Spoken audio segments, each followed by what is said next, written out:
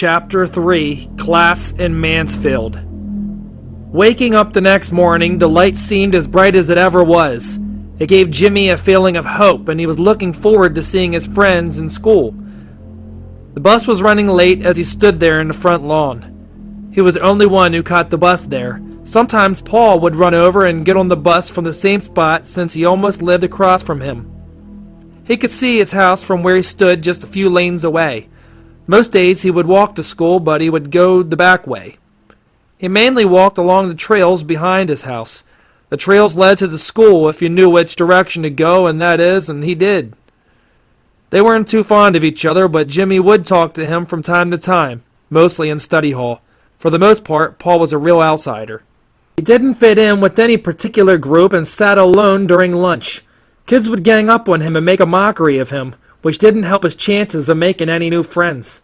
To Jimmy, Paul was just misunderstood. He hated seeing him left out. He always felt he had something unique about him, but he could never figure out what it was. He was kind of clumsy and strange in his own weird sort of way. He thought all the other kids couldn't see what he saw, so nobody gave him a real shot at being normal. If normal is the correct word to use. His demeanor was quiet and humble for his age, but ever since he turned 15, he's been seeing lesser and lesser of him.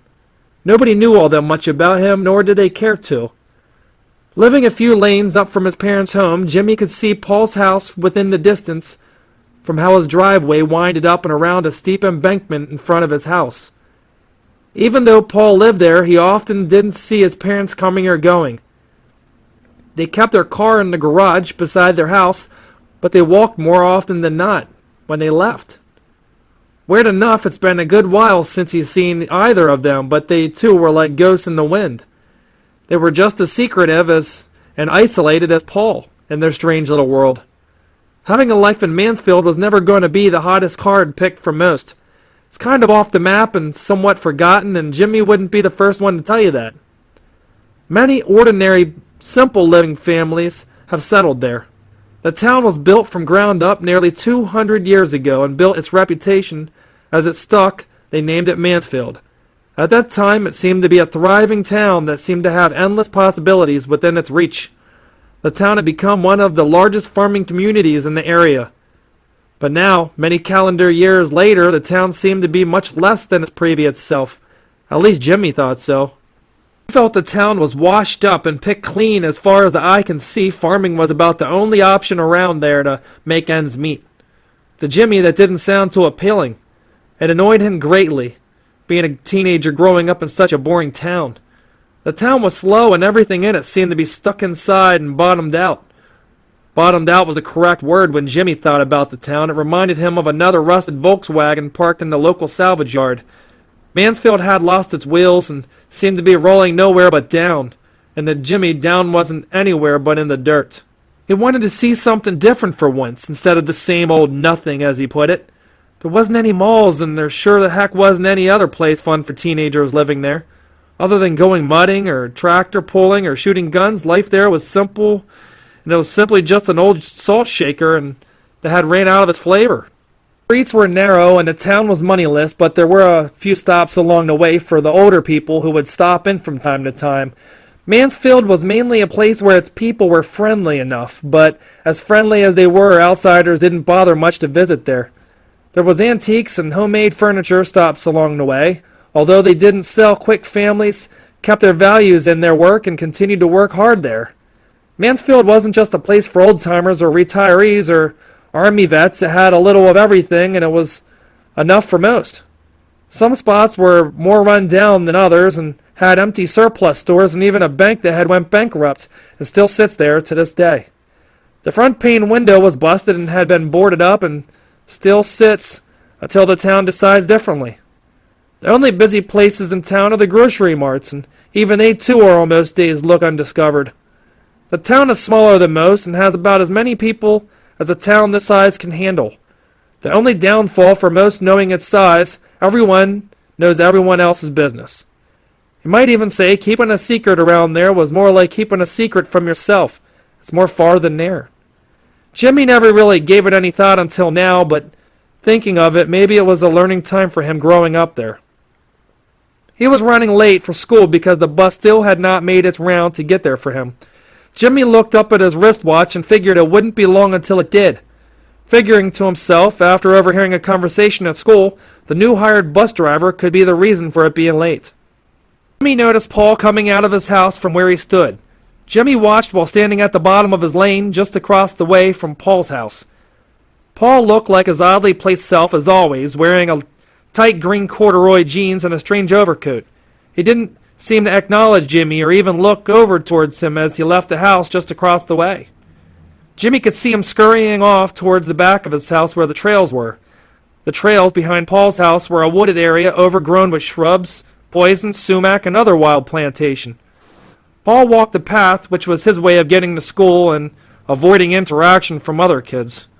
Paul was 16, actually 15, and older than most of his classmates, but it didn't matter to them because he was just another shutout. Paul was a recluse, and nobody could deny he was a major dork. Putting it that way is actually classifying him in generous terms. Although to Jimmy it didn't matter all that much how Paul was or how he dressed. Jimmy Blanche didn't feel like he was in all that great with a popular crowd either. Unless he hadn't noticed. Jimmy had his select few. The friends that he made were close to him, and they would hang around often.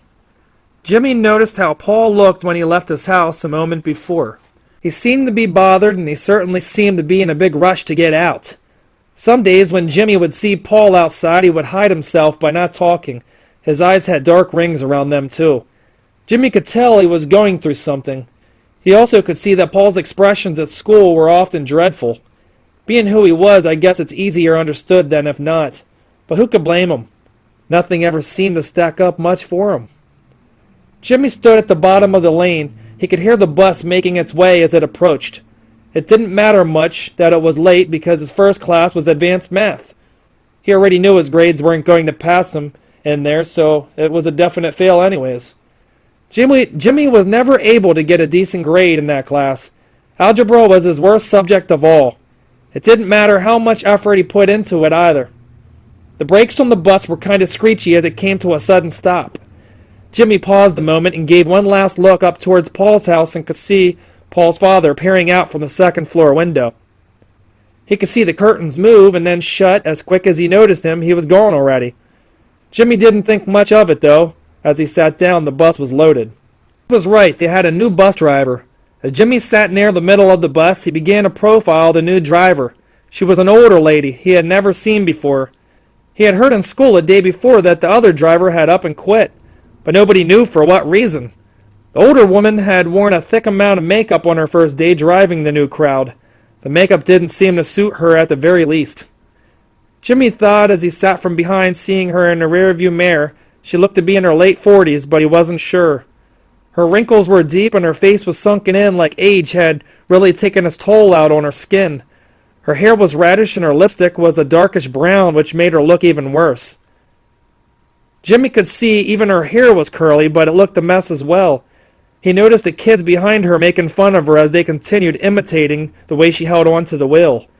She sat driving the large bus very still and didn't say anything to anyone. Maybe she was nervous about her first day on the job. It wasn't long when the bus arrived at the school. As Jimmy entered the big doors in the front, he seen the principal shaking hands with some of the students walking in. He stayed clear of Mr. Smith and rarely found any reason to go into his office. Jimmy seen Jesse. As he reached his locker, he was looking at him puzzled, but he didn't know why. Jimmy asked him what was on his mind, but he shrugged his shoulders and said, "Nothing really." But he could tell he was holding something back. The day before, he kept a secret from him, the kind of secret you shouldn't hold from a best friend. At least that's the way Jimmy seen things. He felt strongly about the code of brotherhood. Jimmy had to hear the secret news from another friend, which really hurt knowing how close the two were. He learned that his ex-girlfriend was sleeping around with the captain of the football team the whole time they were dating. Jimmy felt betrayed and wondered if anything she had told him was real. He was upset. Jesse had known, but hadn't told him out of the fear of hurting him. The reasons weren't enough for Jimmy to accept that his closest friend kept it from him, but understood it was a hard choice. Other than the hastefulness he was feeling, he forgave him. His friend Jesse carried himself in a positive way. Although Jesse was a huge goofball, he was very intelligent and was an honor student there at Montgomery High School. He was well liked amongst the entire school and was soon to be voted top of his class for class president. He definitely had the right attitude for it, and Jimmy wanted nothing more for him. Jesse was a laid-back kid who didn't cause drama like the other friends he knew. 10th grade was full of pressure, and Jimmy knew that all too well.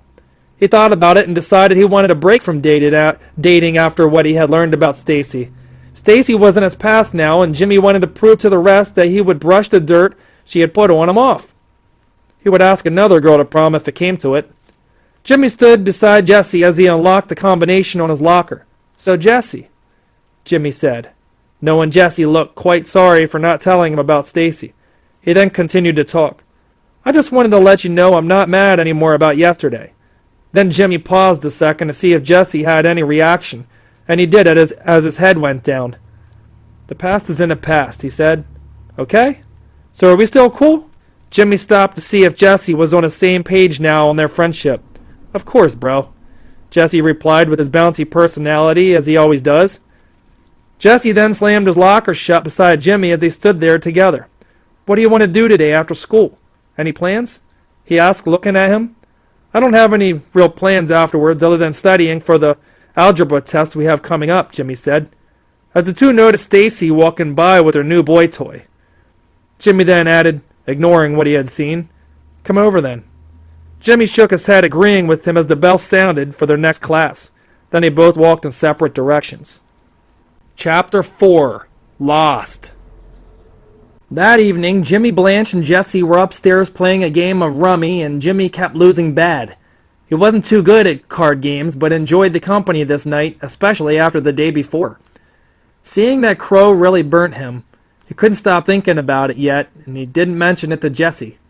He figured he wouldn't understand anyways.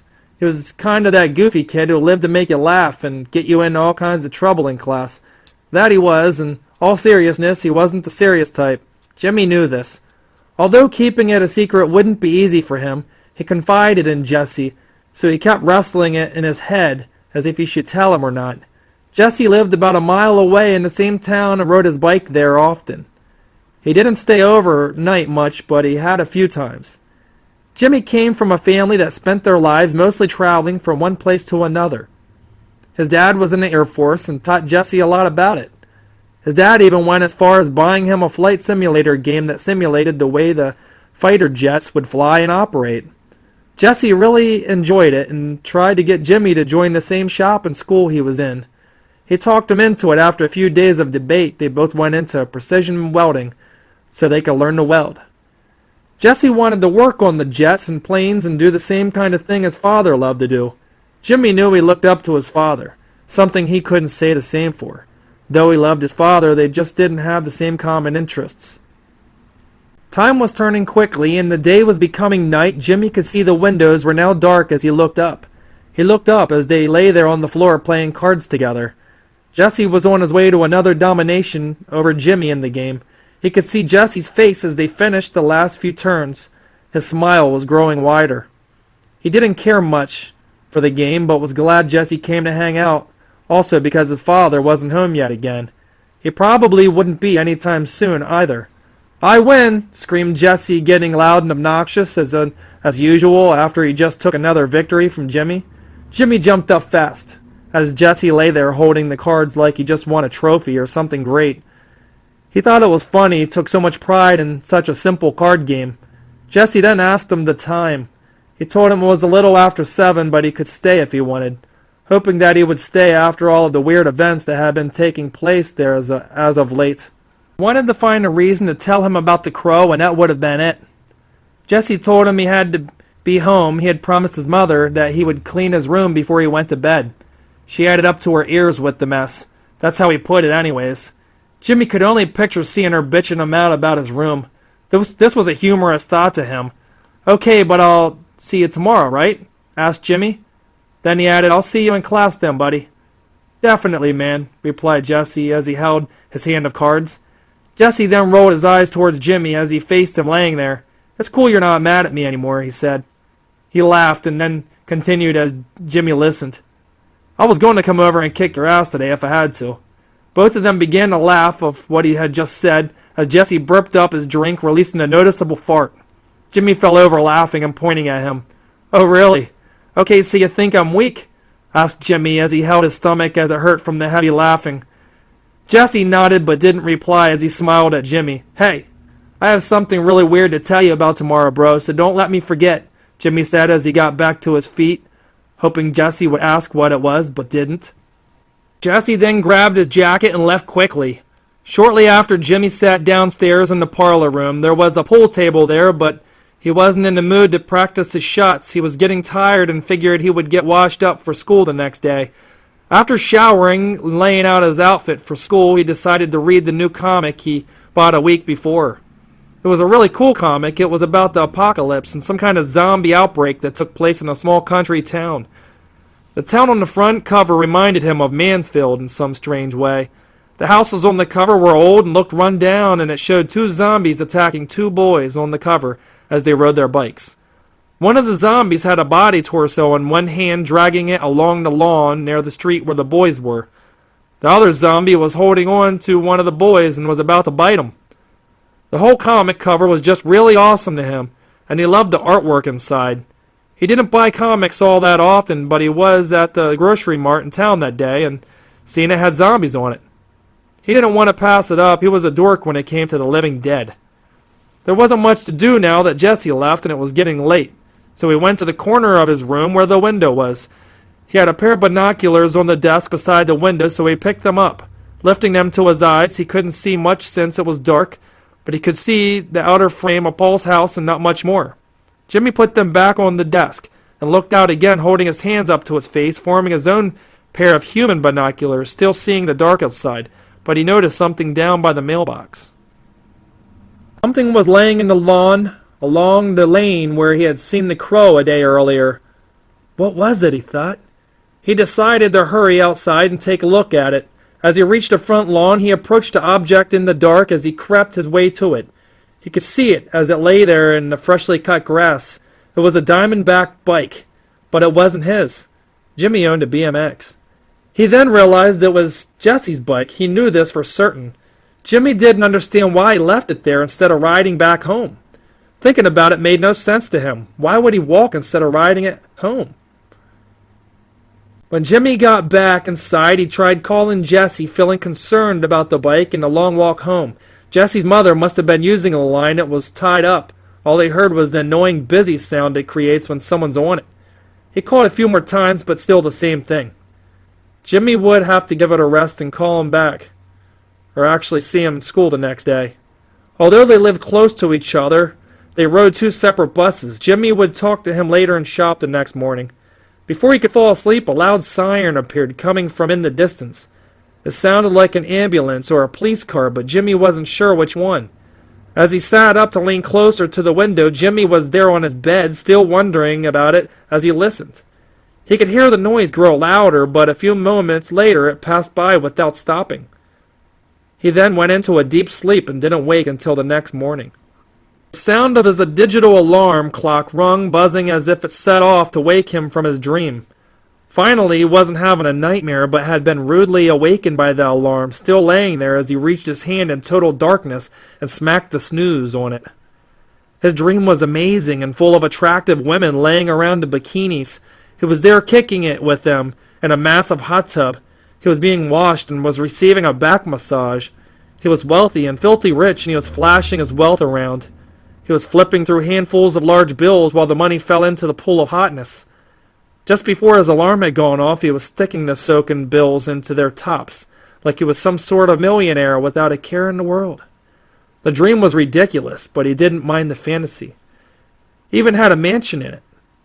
He wasn't the materialistic type, but enjoyed a good time, especially when it had half-naked women submerged in water and all over him. Getting to school was easy. The bus had arrived on time. Jimmy got on, noticing that the bus driver was no longer the older woman from before. He thought to himself, maybe she couldn't hack it.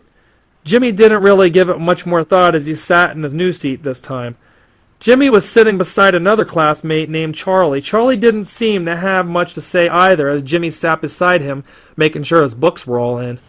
The two had rode the bus almost the whole way without saying much of a word to each other. As Jimmy reached the school's entrance in front of the lobby, he spotted Jessie's mother speaking to a group of teachers that were forming. Strangely, she began to cry. Jimmy took notice and was wondering why she seemed to be upset.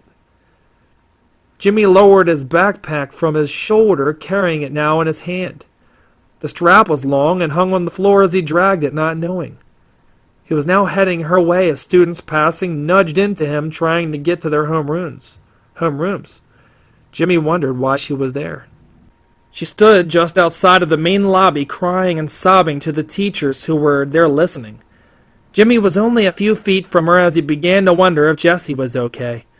Approaching her now, walking towards her, he had many questions on his mind. Jimmy wasn't sure if he should comfort her or ask her what had upset her.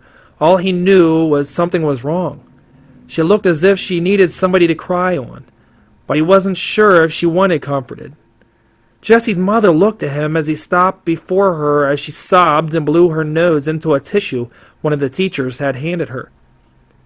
Her tears were still continuing to run from her face as she clung to her purse. Her eyes were red and she looked overwhelmingly exhausted. It seemed to Jimmy that she hadn't slept in weeks. Jimmy then asked her as they stood there alone, "Are you okay? Is Jessie okay? I haven't seen him." She could see Jimmy, but she didn't answer him. She seemed incoherent and was shaking all over.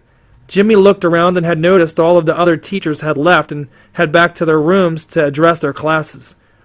Jimmy wanted to be cautious, knowing she was upset and looked a train wreck.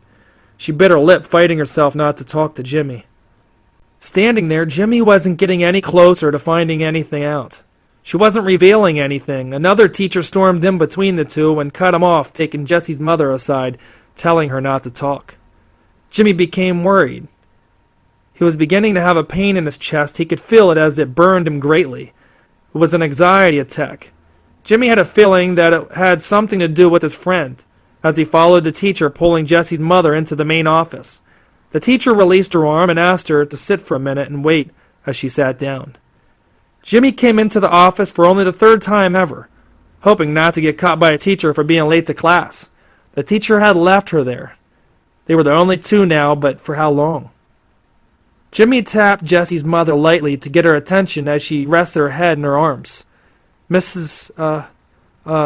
Stuttering to get the words from his mouth, Jimmy told her as quick as he could before another teacher could interrupt it to. "Jessie left his bike over at my house last night. Is he okay?"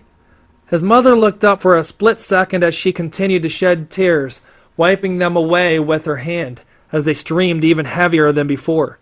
She looked at Jimmy and turned her head as if she didn't want to talk about whatever it was. "Jessie left his bike over at my house last night. Is he okay?" His mother looked up for a split second as she continued to shed tears, wiping them away with her hand as they streamed even heavier than before. She looked at Jimmy and turned her head as if she didn't want to talk, but Jimmy tried once again to break her from the silent treatment. Jimmy had a worried look upon his face, putting his one hand on his chest and grabbing it as it burned inside over the thought of something happening to his best friend.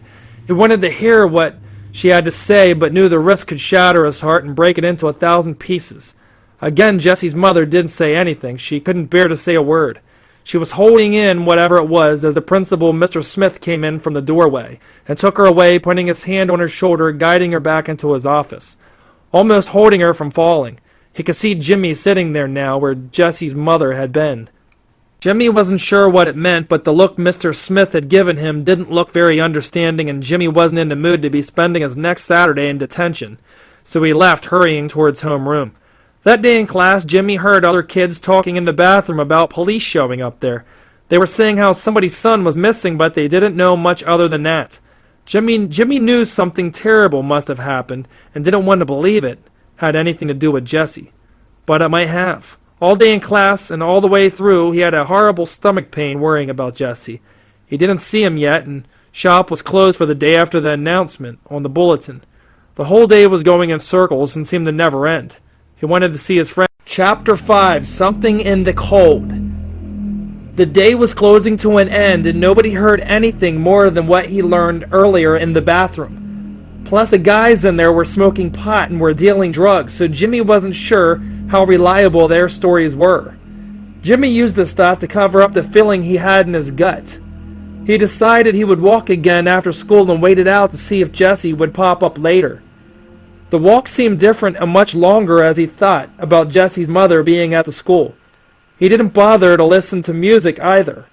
Jimmy felt sick from all the unanswered questions that nobody seemed to have for him.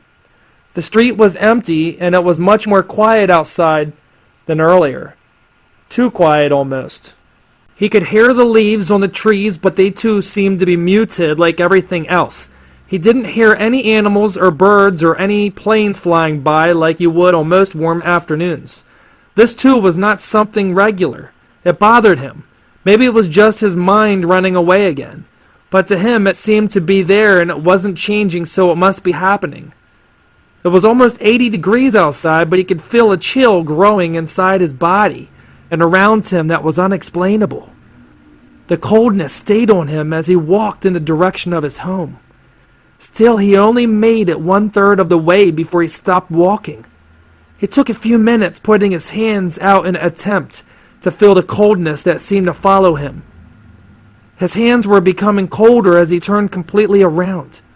He stood turning in a circle while scooping both of his hands, trying to catch the air that seemed to mystify him. Goosebumps were forming all over him as if he made contact with something not of his understanding. The air seemed to have energy within it. Jimmy could feel his hands tingling as he examined them. What could it be? He questioned his own comprehension, but had nothing to answer it back with. He began to smell something that wasn't natural. It seemed to be coming from the coldness. It seemed to have a life of its own. He picked his bag back up and walked again, feeling now that something was pulling him now in the same direction, but towards the trails now. The same trails that Paul used to get to the school and back behind his house. Whatever it is, it was taking him towards the wooded area, but he never used the trails before. Jimmy felt a coldness as it was latched onto him. His body was freezing, but it wasn't enough to hurt him. Jimmy didn't seem to have full function of himself now. His legs were moving, but he felt too tired to care. He was walking slower but more aggressive with every step towards the wooded pathway, deep inside the woods where he'd never been. The ground was rocky and the path was overgrown with vines and wild plants, which made it harder to walk. Jimmy didn't care or have his mind. His mind was sleeping now, and his body was not being commanded by himself. The smell was getting to be stronger as he neared an old Ford that lay half dug into the dirt-covered path. The car was wrecked and had many missing parts. He could see everything, but didn't have control over what he felt or thought. It was just happening to him. A sleepwalking state had entered him, pulling him into the woods for an unknown reason, and the path was getting windier as he continued towards whatever it was it wanted him to see. Jimmy got to a broken limb hanging down, blocking him on the path. It was rotten and began to decay. It must have fallen a long while ago. Still, the coldness that succumbed him was eager to push him through it. His legs were banging into it as he walked, moving nowhere. It's still grabbing onto him. He could feel it, but that's all he could really feel. Nothing else was there, but he could feel it, and whatever it was doing to him. The energy was manifesting, that he did know, but he was lifeless, in some kind of trance, something that couldn't be seen with the naked eye, but felt within it like it had done to Jimmy. His legs were now bleeding through his jeans from the endless pushing of the energy. He didn't feel any of this, as he suddenly felt his body warming now. The coldness was releasing from him slowly, and the odor he smelled moments before was starting to descend back to wherever it came from. Jimmy fell to the ground and couldn't move. He had nothing left in him to get up. Something in the coldness took everything he had and left him in a shell of his former self. Chapter 6. Torture Room. Awakened from the sound of people talking all around him, Jimmy knew something was off. He couldn't open his eyes, and they were taped shut.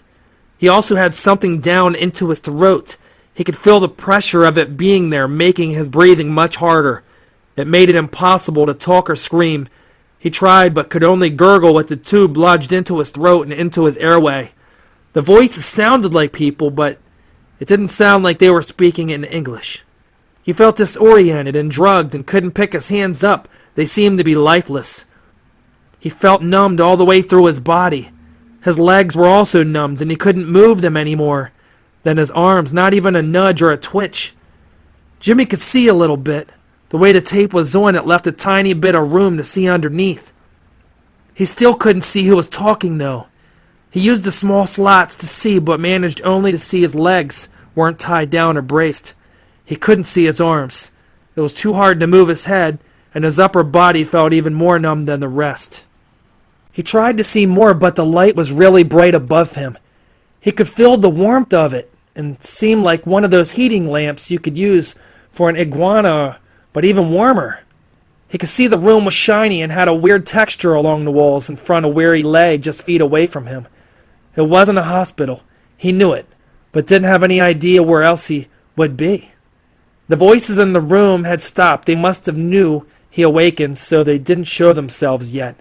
They probably figured he couldn't see. Why else would they tape his eyes shut like they did? Again, Jimmy tried to move. He desperately wanted to rip the tube from his throat and escape from where he was. Wherever that was. He couldn't do it. Though he could feel the fight inside of him more than before, he knew the drugs would wear off in time. He decided maybe it would be better if he played asleep, so he could assure himself he would be able to leave unharmed.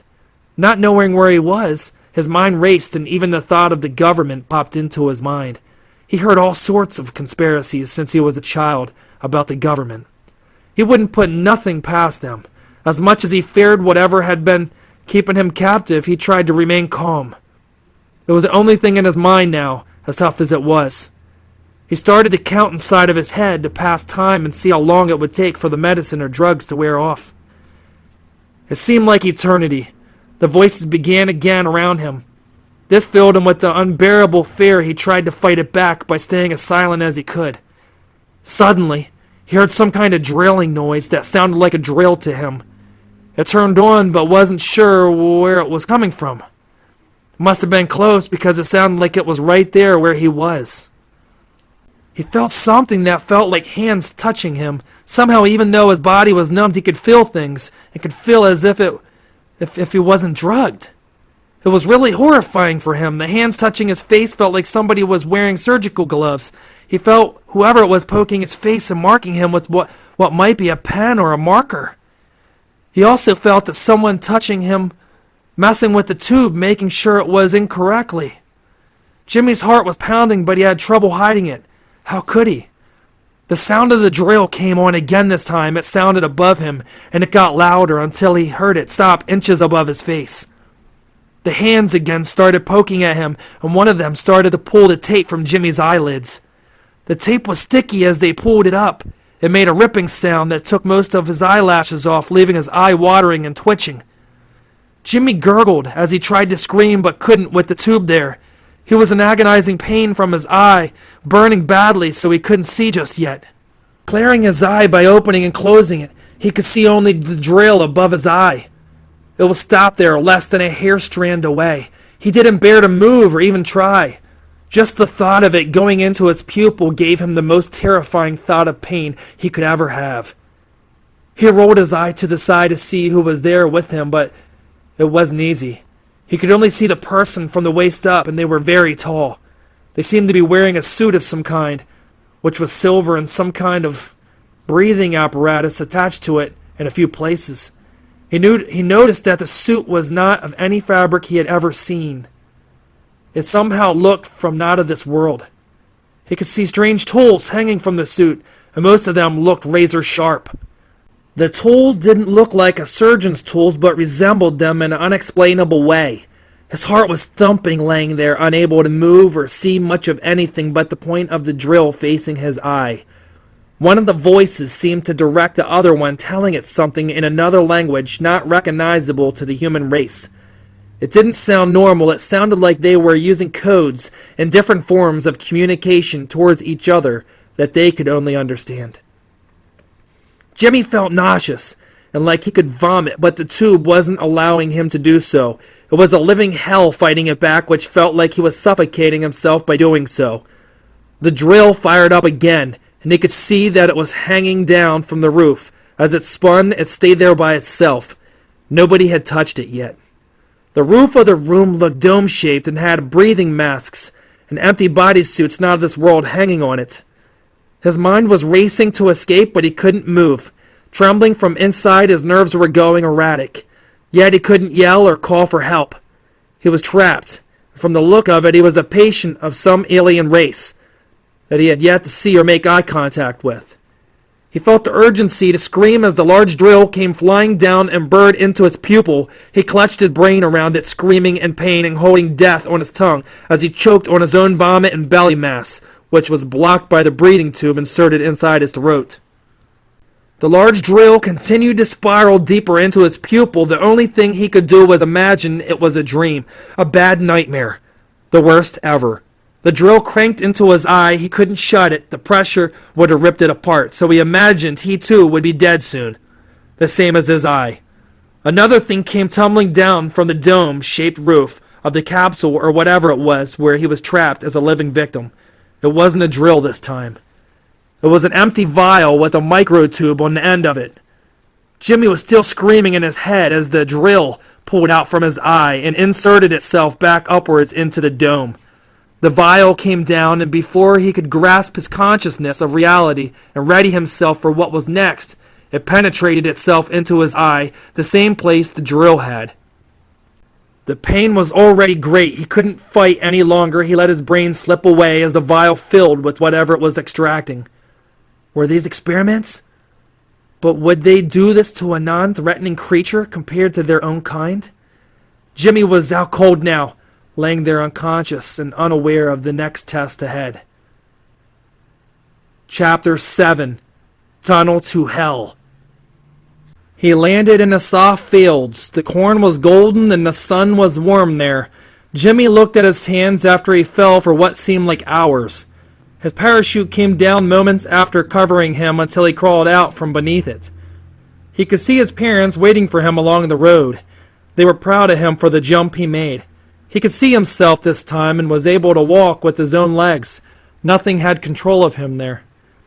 His parents came walking up again. They seemed happy and they were holding baskets full of corn. His dad put the basket down and put his arm around him as he reached him. His mother was smiling just a foot away, his father said. Jimmy, your mother and I decided to work things out. We're going to celebrate tonight after we cook this corn. Jimmy thought it was strange, but boy, he was glad to see his parents again and happy. And together. His mother, on the other hand, picked the basket of corn up. Jimmy's father sat down a moment earlier and began to take a piece from the basket. Jimmy watched as she bit into it and blood spurted from her mouth and more with every bite. She bit harder as the corn started to crumble within her hand. Covered in her blood, she continued on. His father looked at her and reached into the basket she was holding and pulled out a snake which was wrapped around another stalk of corn. The snake had a human face but hissed and bit at him while he held it to his mouth. The snake was poisonous, he could tell, but didn't have time to react. His father already had been bitten on his face and fell to his back, onto the corn swaying in the wind. Jimmy couldn't believe what was happening and didn't understand it. He sensed it was a dream, but he still hadn't awakened from it. The snake came crawling towards him and lanced at him in that second. As it lanced at him, it turned into his grandmother, but a much more evil version. She had blackened eyes and a stare that could eat a man alive. Jimmy tried hard not to look back at her as she ran towards him. She was cursing in tongues and had the voice of a million devils. She was flying through the corn, chasing him now. Her legs were more like scales on a fish, and her hands were more of a scorpion. Jimmy noticed this as he turned towards her, begging her to stop, but she wouldn't. Then suddenly a loud blast sounded. The greatest blast Jimmy had ever heard. So powerful that he was no longer worried of this creature that manifested from the thoughts of his parents. He gathered himself, pulling his head back up from the corn, still ducking as he peeked to see what it was, and he noticed Jesus standing there.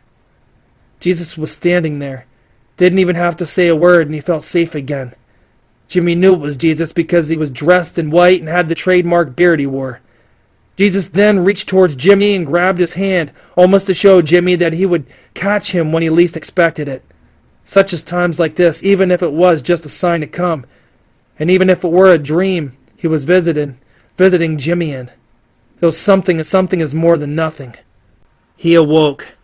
Noticing he could feel again, and his legs were still there, and blood was pumping through him now.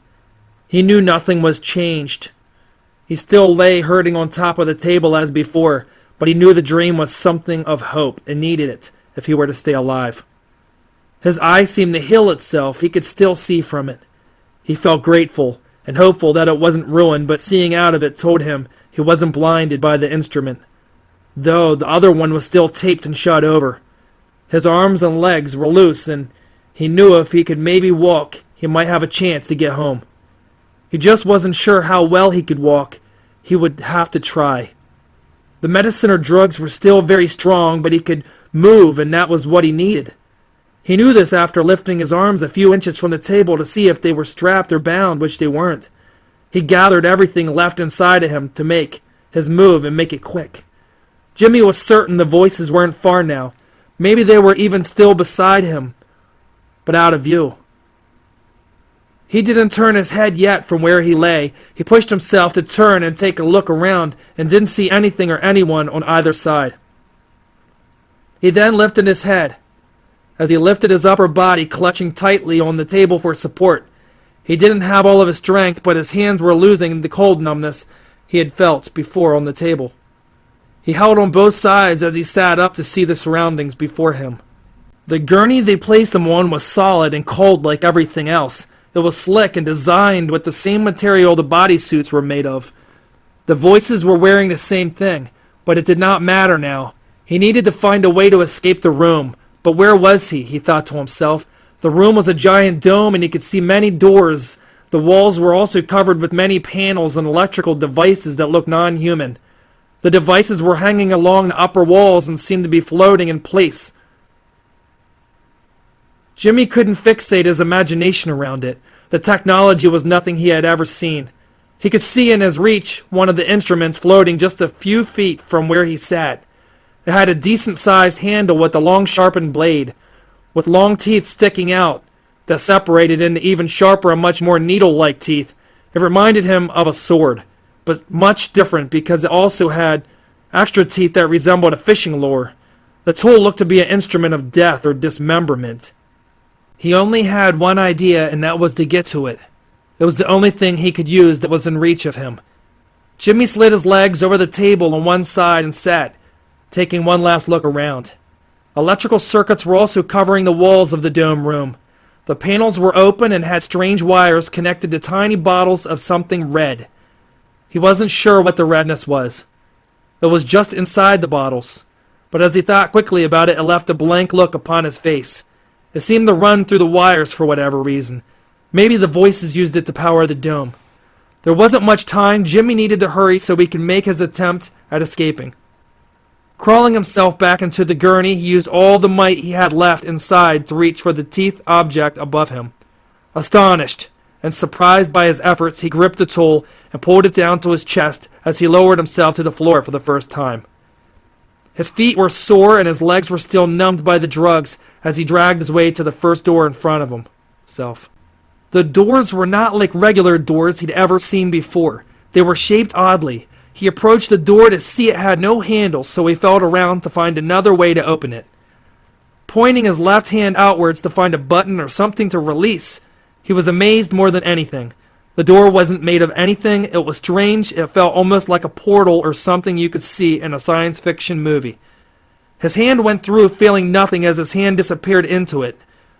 Jimmy couldn't see the other side, but knew now that he found his option to escape. He didn't know what would await him on the other side, but he hoped that the voices wouldn't catch him. The torture room had left him different.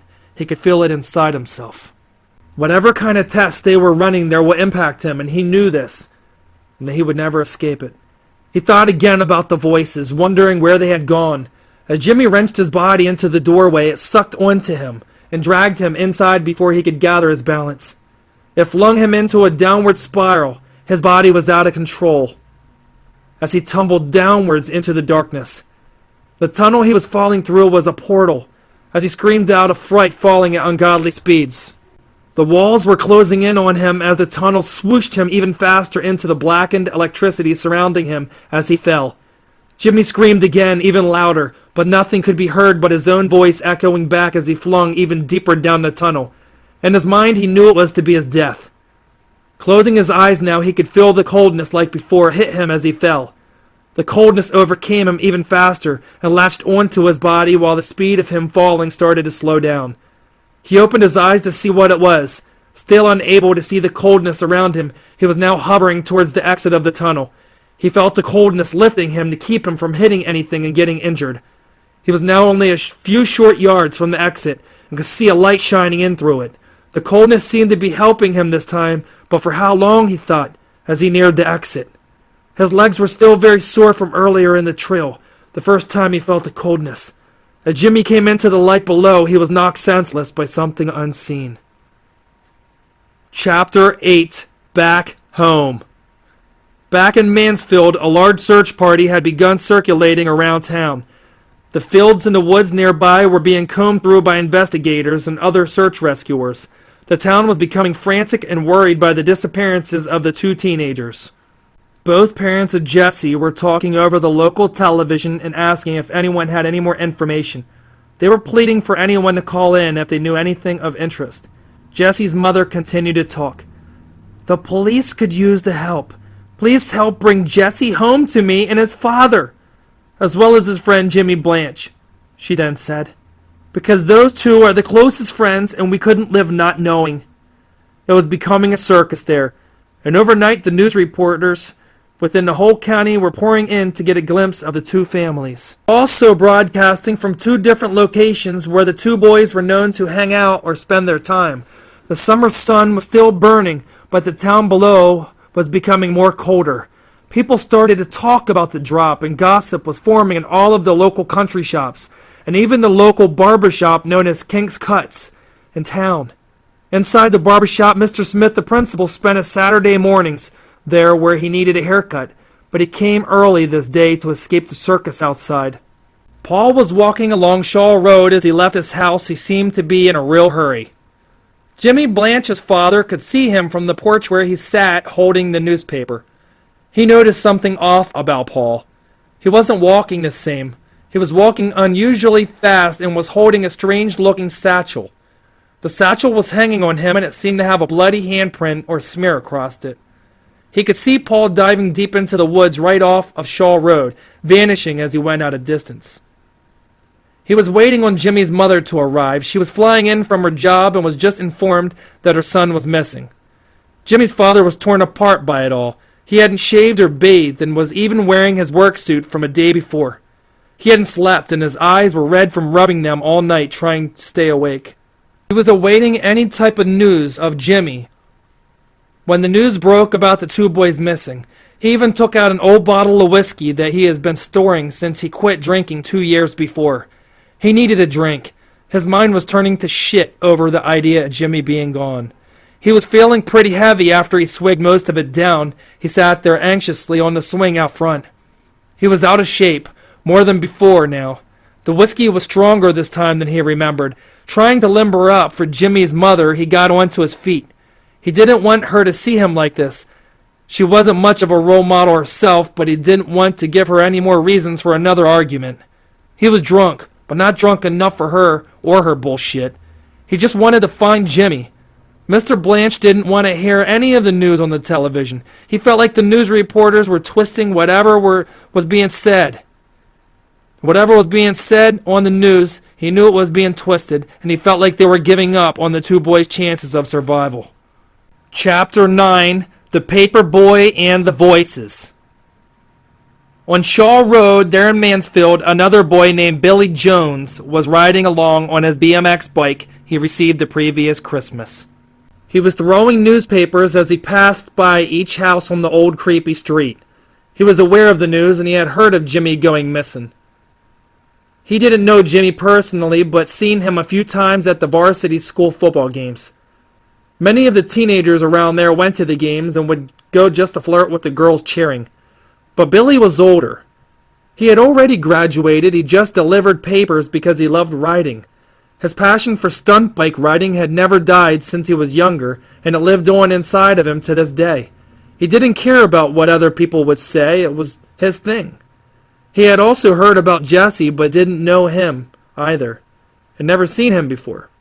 On the news, he had overheard that Jimmy and Jesse were two friends who grew up together and were almost inseparable.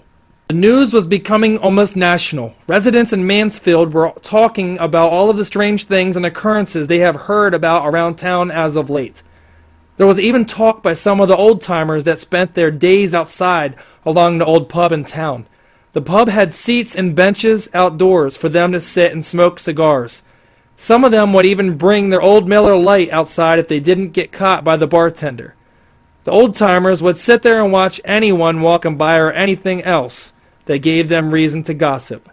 They were old geezers who didn't have much else to do but to pass time guzzling the cans down and puffing on those homemade cigars they would roll. Billy Jones was known around town to be a smart kid who had a rough upbringing after he found his father dead. His father had shot himself after losing his job and the lack of money he needed to pay his mortgage payments.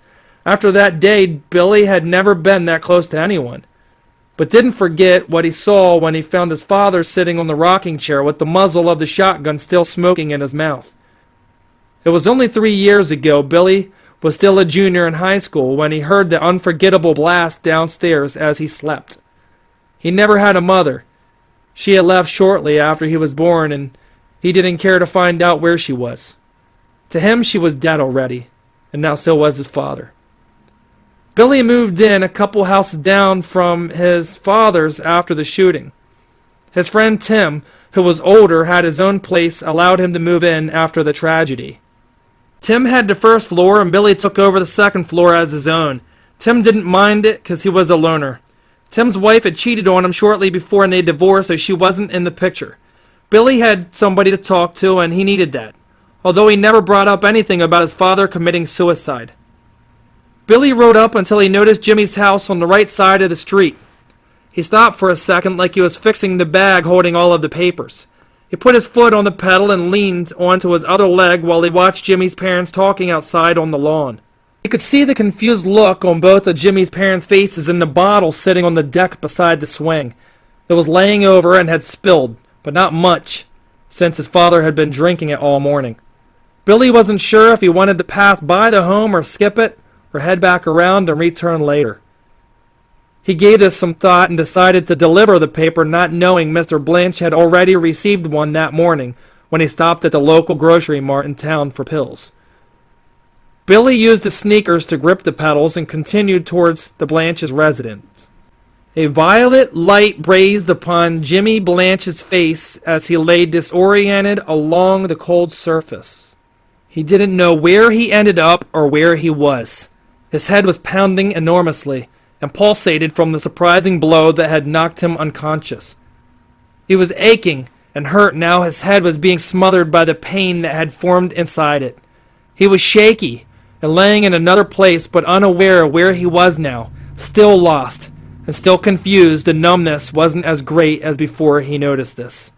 He was flattened on the surface and still stuck in a nameless place of lostness, but he was still alive. He was grateful for the dream he had earlier of Jesus and how Jesus had given him the faith he lacked before to survive. He was no longer in a room now. This place was much more lost than the room before. He laid there, rolling onto his side, looking upwards and then to his other side to see if anyone was there along with him. There wasn't.